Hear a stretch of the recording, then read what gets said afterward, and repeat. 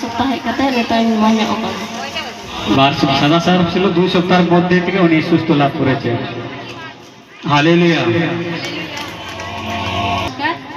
আমার ছিল পেট ব্যথা, তখন আমি ডাক্তার দেখাচ্ছি, ছবি করতে হলো, ছবি করে রিপোর্ট হলো পিত্ত হলে পাথর হয়েছে 7 মিল, আর খেতে পারছিলাম না। সকালে 1 গিলাস জল খেতাম আর 1 মুঠ মুড়ি, সারাদিন খেতেই মনে ছিল না ভাতটা। এখানে আসার পরে আমি ভাত খাচ্ছি 3 বেলায় আর জলও খাচ্ছি, এটাই একটা সাক্ষী। আর যে আমার পাথরটা হয়েছিল ওটা কমেছে, এটা একটা সাক্ষী। জোরসে তারপর হালেলুয়া।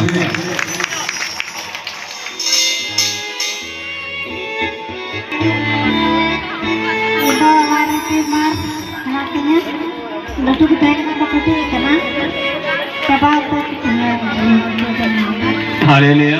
ইনি বলছে পেটে টিউমার ছিল, বড় ছিল, এখন ছোট হয়ে গেছে। জোরসে তারপর পরে পরে